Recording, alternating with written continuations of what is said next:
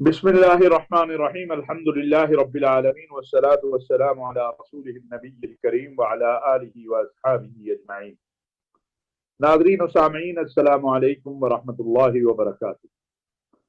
नाज़रीन, कल दो खबरें बड़ी अहम आई हैं और तीसरी खबर भी है, लेकिन चूंकि मैं इस बात का कायल नहीं हूं कि उन चीज़ों पर तबसरा किया जाए, लिहाजा उस पर जो सिपह सलार ने कहा है उस पर बात नहीं करूंगा। मैं शुरू में फ्रीजिंग आ गई है, दोबारा शुरू कर दें सर। बिस्मिल्लाहिर्रहमानिर्रहीम अल्हम्दुलिल्लाहि रब्बिल आलमीन वस्सलातु वस्सलामु अला रसूलिहिन नबिय्यिल करीम व अला आलिहि व अस्हाबिहि अजमाइन। नाज़रीन व सामीईन अस्सलामु अलैकुम व रहमतुल्लाहि व बरकातुहू। कल तीन खबरें पाकिस्तान में बड़ी अहम रही हैं।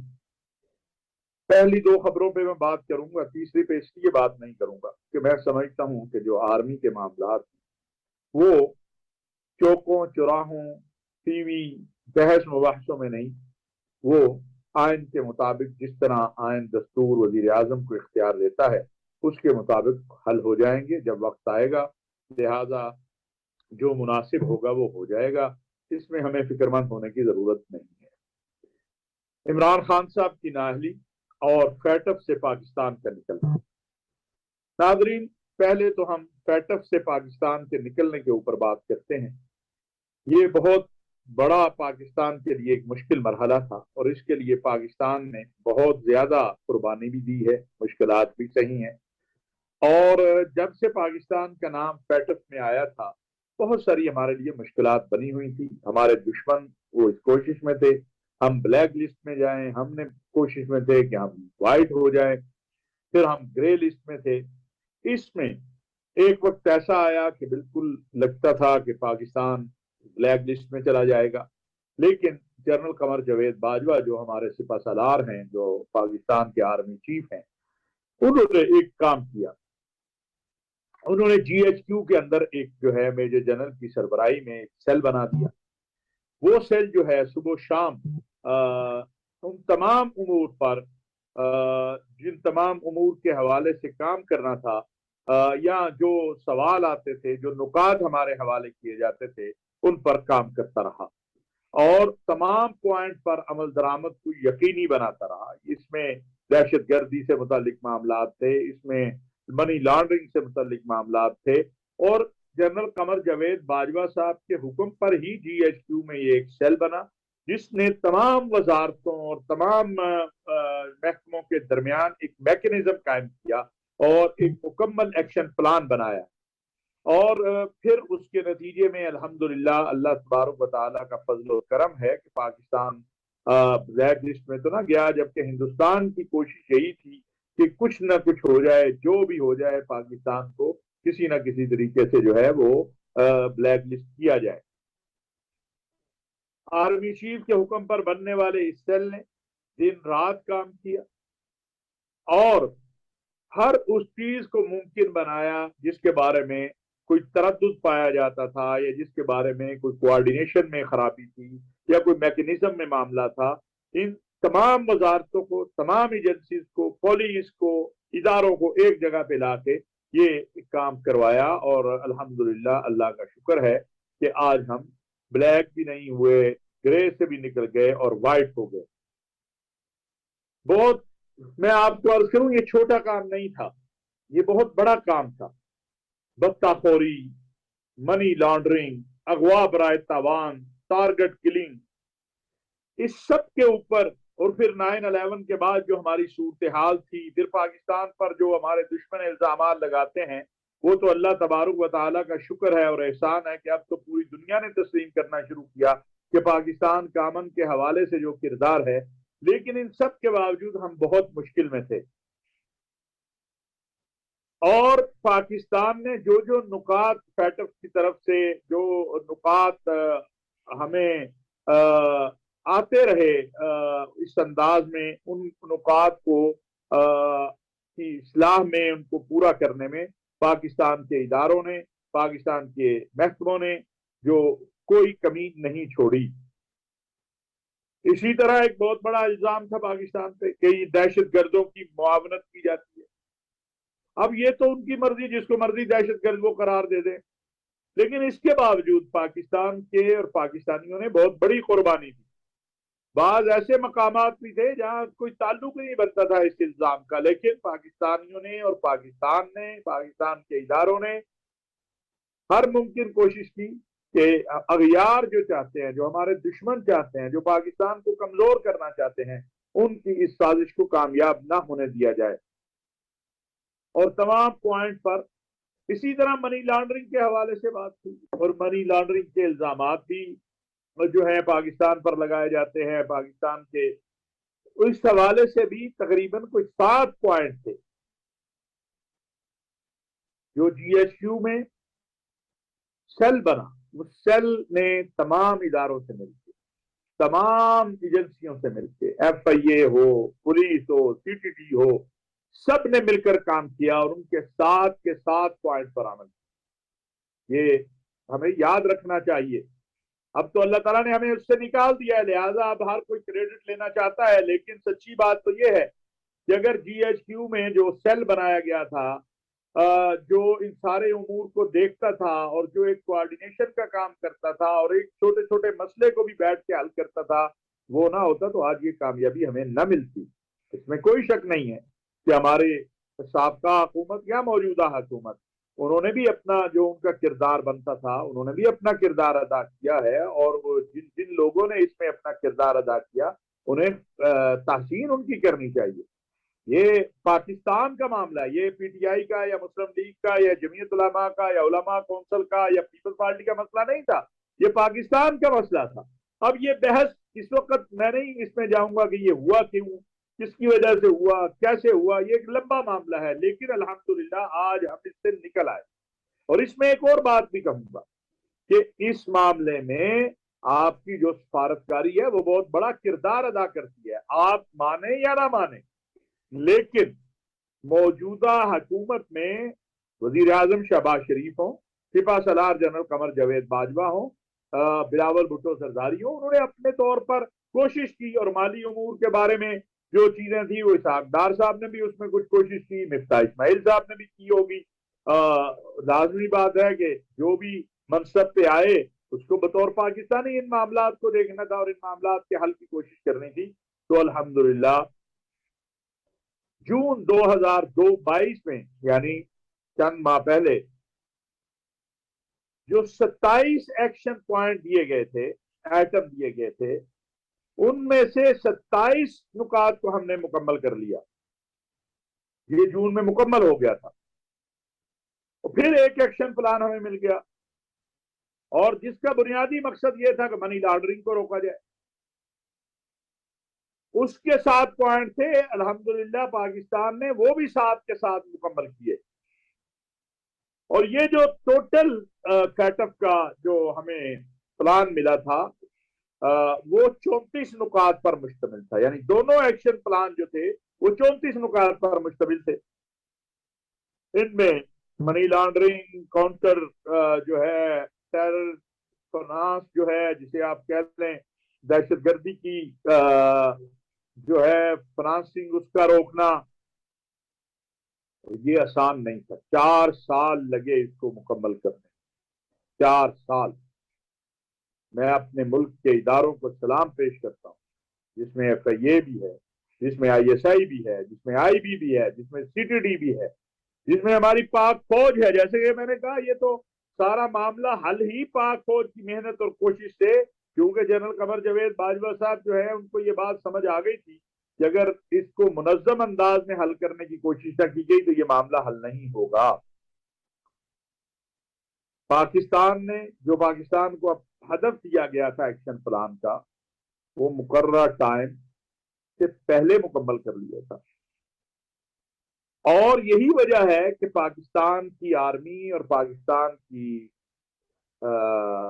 حکومت نے ایک جامع حکمت عملی مرتب کی، ایک مکمل میکینزم قائم کیا، اور اپنے نظام کو داخلی اتنا مضبوط کیا کہ جب وہ ٹی ٹیمیں آتی تھی اور دیکھتی تھی تو ان کے لیے کوئی راستہ نہیں تھا. اس کے باوجود میں یہ کہنا چاہتا ہوں کہ اس کے باوجود کہ ہمارا دشمن بھارت اور اس کے کچھ ہم نوا آخری وقت تک کوشش میں تھے، حتیٰ کہ اس ماہ کل تک بھی آپ کہہ لیں اعلان سے پہلے تک کہ پاکستان جو ہے وہ وائٹ نہ ہو جائے، گرے لسٹ سے نہ نکلے، بلیک کی طرف چلا جائے یہ. لیکن الحمدللہ جو ہمارے سپہ سالار نے، ہمارے اداروں نے ایک حکمت عملی مرتب کی، اور جنرل باجوہ صاحب کو اس کا کریڈٹ بالکل 100% جاتا ہے.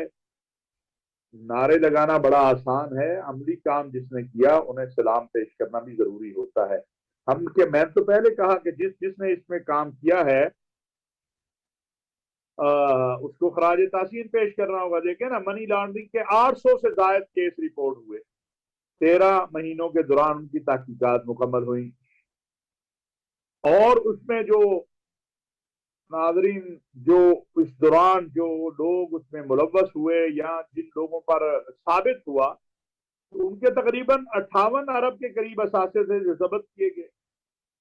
اور یہ بھی ہے، اور ہر ایک نے جو ہے وہ پاکستان کے اس عمل کو سراہا ہے. اسی طرح آپ یہ دیکھیے ہماری ایف پی آر ہے، اگر اس نے بھی اس پہ بہت کام کیا ہے بڑے پیمانے پر. اور اسی طرح سیکورٹی ایکسچینج کمیشن ہے. اسی طرح میں نے جیسے بتایا آپ کا ہماری ایف آئی اے ہے. تو ہر ایک نے اپنا اپنا کردار ادا کیا. فالحمدللہ علی ذالک، ہم اللہ کا شکر ادا کرتے ہیں کہ اللہ تعالیٰ نے مہربانی کی. اور اس میں اگر ہم اپنے دوستوں کے تعاون کا ذکر نہ کریں، چین کا، سعودی عرب کا، باقی دوست ممالک کا، تو میرا خیال ہے یہ مناسب نہیں ہوگا. دوستوں نے ہمارے ساتھ بھرپور انداز میں ساتھ دیا، چائنا نے بھی، سعودی عرب نے بھی، ترکی نے بھی، متحدہ عرب امارات، جس کا جہاں جو اثر تھا، وہ فیٹف کے ممبر تھے یا نہیں تھے، جو بھی تھا، جس نے جو اس کا جو ہے وہ کوشش ہو سکی انہوں نے کی. اور اللہ کے فضل و کرم سے اور اس کے احسان سے پاکستان اس سے باہر آ گیا ہے. میں پوری قوم کو بھی مبارکباد دیتا ہوں، حکومت کو بھی مبارکباد دیتا ہوں، وزیر اعظم صاحب کو، وزیر خزانہ کو، سپہ سالار قوم تو بہرحال خراج تحسین کے بھی مستحق ہیں اور مبارک کے بھی مستحق ہیں. پاک فوج کے، ملک کے اداروں کے، ایف آئی اے ہو، سی ٹی ڈی ہو، پولیس ہو، ایف بی آر ہو، I S I, I B, جتنے ہمارے ادارے ہیں ان سب کے ذمہ داران نے جس طرح محنت کی ہے ان سب کو سلام عقیدت ہے. اسی طرح اگر ہم متحد ہو کر، ایک ہو کر محنت کریں تو پاکستان کے مسائل کا حل جو ہے وہ کوئی مشکل کام نہیں ہے. پاکستان کے مسائل ہمارے اتحاد سے ہی حل ہوں گے. دکھ کی بات یہ ہے کہ ہم الجھتے رہتے ہیں آپس میں، اور اس کے نتیجے کے اندر پاکستان کو نقصان ہوتا ہے، قوم کو بھی، ملک کو بھی، وطن کو بھی، وطن کی عزت کو بھی، وطن کے احترام کو بھی. ناظرین، اب بات کر لیتے ہیں عمران خان صاحب کے حوالے سے. عمران خان صاحب کو الیکشن کمیشن نے توشہ خانہ کیس میں نااہل قرار دے دیا. ابھی تفصیلات نہیں آئی، جو سامنے خبریں ہیں وہ یہی ہیں کہ آئندہ انتخابات تک ان کو نااہل قرار دیا گیا ہے، آئندہ انتخاب وہ لڑ سکیں گے.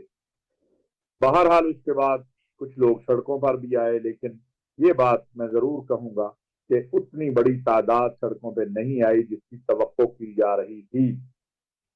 یہ بات تسلیم کرنی چاہیے، ماننی چاہیے کہ جو توقع کی جا رہی تھی اتنی بڑی تعداد جو ہے وہ سڑکوں پر نہیں نکلی.